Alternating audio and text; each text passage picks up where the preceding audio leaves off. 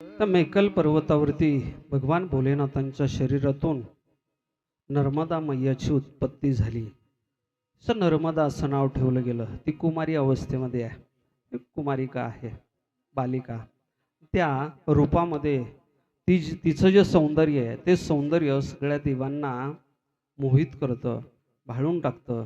भगवान भोलेनाथ सगळ्या देवांना या तीर्थाच्या बद्दल, नर्मदा तीर्थाच्या बद्दल, रेवा तीर्थाच्या बद्दल अतिशय सखोल असं मार्गदर्शन करतात आणि सांगतात, ही जी रेवा आहे ना, ही जी नर्मदा आहे ना, या नर्मदा मैयामध्ये स्नान केल्याच्या नंतर, या नर्मदा मैयाच्या कडं दृष्टीनं पाहिल्याच्या नंतर नवे नवे या नर्मदा मैयाची केवळ आठवण केल्याच्या नंतर सुद्धा देवतादिकांची जी पातकं आहेत ती सगळी पातकं नष्ट होतील. ही नर्मदा मैया मेकल नावाच्या पर्वतावरती, अर्थात अमरकंटक नावाचं ठिकाण आहे, आणि त्या अमरकंटक नावाच्या ठिकाणी या मैयाचा उगम झाला. आजही आपल्याला नर्मदा मैयाचं उगमस्थान अमरकंटक या पर्वतावरती समुद्र सपाटीपासून 1200-1300 फूट उंचीवरती असलेलं हे अमरकंटक नावाचं ठिकाण, त्या ठिकाणी बाल स्वरूपामध्ये मैयाची उत्पत्ती झाली, मैयाची निर्मिती झाली. या नर्मदा मैयाच्या बद्दल ऐतिहासिक दृष्टिकोनातून विचार करायचा ठरला तर नर्मदा नावाचं जे तीर्थ आहे ना, त्या तीर्थाच्या बद्दल वेदांनी सुद्धा आपलं मत व्यक्त केलेलं आहे. वेदामध्ये जी अनेक तीर्थ सांगितलेली आहेत, या अनेक तीर्थामध्ये सामवेद नावाचा जो वेद आहे, तो सामवेद नावाचा वेद नर्मदा नावाच्या तीर्थाच्या बद्दल बोलताना आपल्याला पाहायला सापडतो. फारसं वर्णन नर्मदा मैयाचं त्या सामवेदामध्ये आलेलं नाही.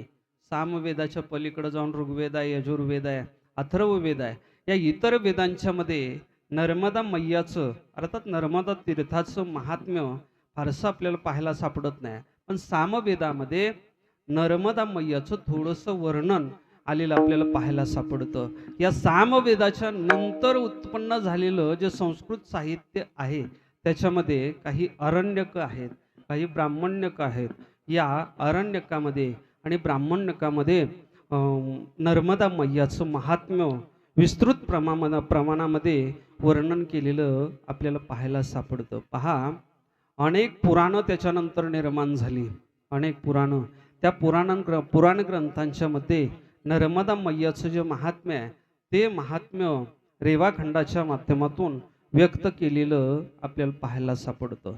नर्मदा नावाचं तीर्थ असं आहे की ज्या तीर्थाच्या बद्दल इतर तीर्थांच्या बद्दल कोणी महापुराण लिहिलेलं नाही, पुराण ग्रंथ लिहिलेलं नाही, पण नर्मदा मैयाचं महात्म्य विशद करण्यासाठी, सांगण्यासाठी नर्मदा पुराण नावाचं एक स्वतंत्र ग्रंथ असलेला आपल्याला पाहायला सापडतो, ज्याच्यामधून नर्मदा मैयाचं जे महत्त्व आहे ते महत्त्व आपल्याला श्रवण करायला भेटतं.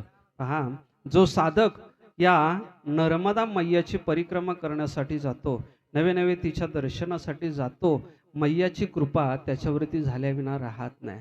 फक्त निश्चयानं, निर्धारानं मैयाच्या वरती आपण भार टाकणं गरजेचं आहे. नर्मदा मैयाच्या वरती जर आपण भार टाकला ना, तर नर्मदा मैया आपल्याला सांभाळून घेते, नवे नवे सांभाळण्याचं काम करते.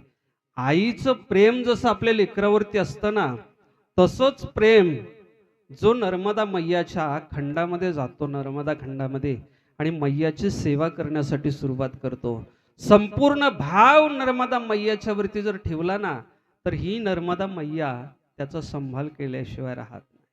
कोणत्याही परिस्थितीमध्ये त्या साधकाला सांभाळण्याचं काम नर्मदा मैया करत असते. एरवी साधक नर्मदा मैयाच्याकडं जात असताना त्याच्या अंतःकरणामध्ये काम क्रोधाधिक जे विकार आहेत ते विकार मोठ्या प्रमाणामध्ये असतात.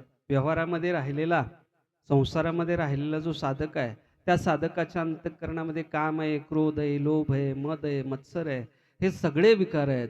पण हे सगळे विकार घेऊन गेलेला साधक अमरकंटक या ठिकाणी किंवा ओंकारेश्वर या ठिकाणी मैयाच्या किनाऱ्यावरती जातो, मैयाला दृष्टीनं पाहतो, मैयाच्या तीर्थामध्ये स्नान करतो, संकल्प करण्यासाठी नर्मदा मैयाचं जल हातामध्ये घेतो आणि ते जल नर्मदा मैयाचा हातावरती घेत असताना संकल्प करतो, हे मैया, आजपर्यंत मी कोण होतो याच्याबद्दल मला काही घेणं देणं नाही. आजपासून मी तुझं लेकरू आहे आणि तू माझी आई आहे. मी तुझ्या सान्निध्यात आलेलो आहे. माझ्या जीवनातली सगळी दुःख दूर करण्याचं सामर्थ्य तुझ्यामध्ये आहे. मी तुझं लेकरू आहे, तुला शरण आलेलो आहे. सांभाळ करणं तुझं कर्तव्य आहे. संकल्प करतो आणि संकल्प केल्याच्या नंतर संपूर्ण जबाबदारी आहे ना, ती नर्मदा मैया उचलत असते. काही दिवसाच्या पूर्वी मी ही परिक्रमाला गेलो होतो. जात असताना मला नर्मदा मैयाच्या विषयी फारसं काही माहीत नव्हतं. गणेश बाबांनी थोडीशी माहिती दिलेली, त्याच्या पलीकडं मला जास्त काही माहीत नव्हतं. आणि बाबांनी सुद्धा मला दुपारीच त्या ठिकाणी सोडलं ओंकारेश्वरला. आणि ते म्हणले महादेव धजी, आणि ते म्हणले बाबा आता तुम्ही परिक्रमा उचला, संकल्प करा आणि तुम्ही परिक्रमाला निघून जा, आम्ही आपलं परत जातो. मला सोडलं, मला तिथं काहीच माहीत नाही. म्हणजे संकल्प कुठं करायचा, कसा करायचा, परिक्रमा कशी करायची या गोष्टीबद्दल फारसं ज्ञान माझ्याकडं नाही. बाबांनी सांगितलं, जा तुम्ही, परिक्रमा तुमची होऊन जाईल. नर्मदा मैयावरती विश्वास ठेवा. आणि विश्वास जर आपण आपल्या आईवरती ठेवला, नर्मदा मैयावरती ठेवला, तर ती परिक्रमा पूर्णत्वास नेण्याची जबाबदारी संपूर्ण नर्मदा मैयाची असते. पहिल्याच दिवशी ओंकारेश्वरचं जे जंगल आहे, त्या जंगलामध्ये प्रवेश झाला. भागवत महाराज, 4 वाजल्याच्या नंतर आम्ही परिक्रमाला सुरुवात केली आणि सुरुवात केल्याबरोबर ओंकारेश्वर सोडलं, गाव सोडलं आणि जंगलामध्ये प्रवेश झाला. कुठं पक्षीसुद्धा किलबिल करताना ऐकायला येईना, माणसं सोडा, पण पक्षीसुद्धा दिसेना. आम्ही तिघंजणच होतो, जरांगे पाटील, येवले पाटील आणि आम्ही तिघंजणच, आणि तिघं आडमुठी, कोणालाच कशाचा मेळ नाही. आम्ही तिघंजण त्या जंगलातून निघालो बरं का महाराज. जंगलातून चाललो, मैया सोबत आहे, त्याच्यामुळं मैयावरती विश्वास असल्या कारणानं इथून पुढचा जो प्रवास आहे तो प्रवास मैया करून घेणार आहे. आपल्याला काहीच माहीत नाही. आम्ही चाललो त्या जंगलातून, रस्ता माहीत नाही, कोणत्या रस्त्यानं जायचं माहीत नाही. जंगलातून जात असताना प्रत्येक पावली आपला रस्ता आहे असं वाटायचं. एक क्षण असा याचा ज्या क्षणाला वाटायचं आता 3 रस्ते आलेले आहेत, या 3 रस्त्यापैकी नेमकं कोणत्या रस्त्याने आपण गेलं पाहिजे. दुसऱ्या क्षणाला एखादा पक्षी वाटेवरती उभा राहायचा. ज्या वाटेला पक्षी उभा राहिलेला आहे ना, तो पक्षी आवाज द्यायचा. मनात विचार यायचा, नेमकं कोणत्या रस्त्यानं जाऊ. तो पक्षी आवाज देऊन सांगायचा, अरे बाबा, या रस्त्यानं ये, या रस्त्यानं ये. त्या रस्त्यानं जायचं. दिवस मावळायच्या वेळेस आम्ही त्या ओंकारेश्वरच्या जंगलामध्ये एक सुंदर असा संन्यासी लोकांचा, संन्यासी महाराजांचा आश्रम आहे, त्या आश्रमामध्ये पोहोचलो. आश्रमात गेल्यानंतरचा सुद्धा विधी आम्हाला काही माहीत नाही, पण तिथं गेल्याच्या नंतर तिथले जे सत्पुरुष आहेत, साधू पुरुष आहेत, त्या साधू पुरुषांचं दर्शन झालं.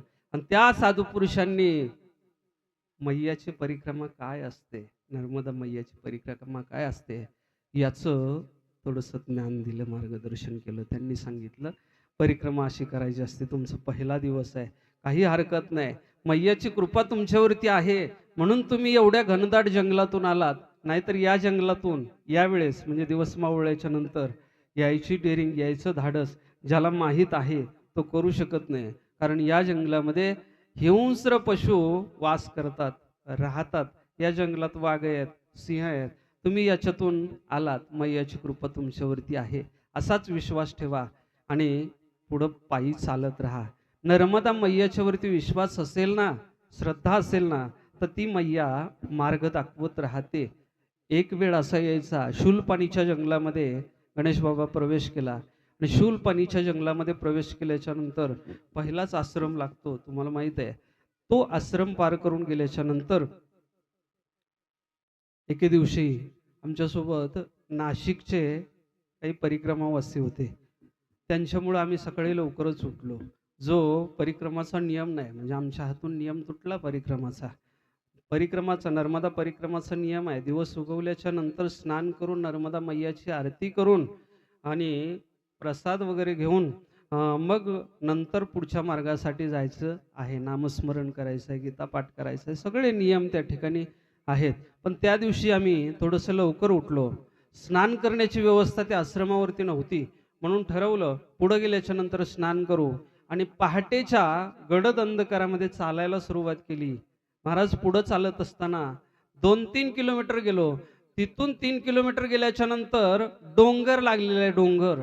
डोंगर असे आहेत, आपल्याला वाटतं एवढा डोंगर चढलं का संपलं, पण तेवढ्या डोंगराच्या टोकावरती गेलं म्हणजे 2-2.5 हजार फूट वरती गेलं का वरती गेल्याच्या नंतर आपल्याला पुढच्या डोंगराचं टोक दिसतं आणि मैया आपल्याला दाखवते, तुला या डोंगराच्या टोकावरून त्या डोंगराच्या टोकावरती जायचंय, खाली उतरायचं, पुन्हा वरती जायचं, पुन्हा तिसऱ्या डोंगरावरती जायचं.